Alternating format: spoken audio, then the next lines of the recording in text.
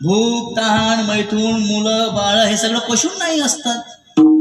तेवढी अक्कल त्यांनाही आहे, आपल्यालाही आहे. पण ज्ञान आणि अज्ञान याच्यातला भेद करणारी बुद्धी हे पशूंना नसून ती आपल्याला आहे. मग ती भगवंताने जर आपल्याला बुद्धी दिलेली आहे, ती बुद्धी दिली असता जर आपलं हित आपल्याला कळत नाही, तर मग त्या पशुपेक्षा आपण किती खालचे पशु झाला नाही का? तर हीच प्रत्येकाला कळलं पाहिजे.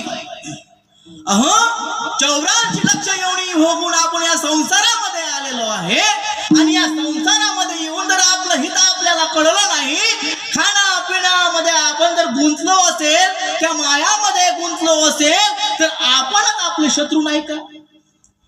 आपणच आपले शत्रू आहोत. खाया पिया सुख से सोया, नाहक जन्म डुबाया, झोपणारा वर्ग सोया. झोपणारा वर्ग आहे. त्या पशूंचं चामडं सुद्धा आपल्या कामी येते.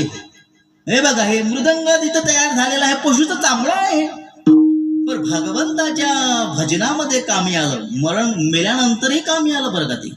पण एखादा व्यक्ती जर मरण पावला तर 5 मिनिटात घराच्या बाहेर काळा महाराज वास सुटते नाही का? एखादा व्यक्ती जर गेला, लोकांना घाई असते त्याला घाटावर पोचवण्याची. नाही गेला तर मग तोही उपाशी नाही. तुपाशी तूप लावू नरम करण्यात मजा नाही. तूप लावू त्याला नरम करण्यात मजा नाही, कारण वास येते. म्हणून लवकर त्याला घाटावर पोचवतात, त्याचं चामडं कामात येत नाही. पण मेलेलं पशुचं चामडं भगवंताचाही कामी येते.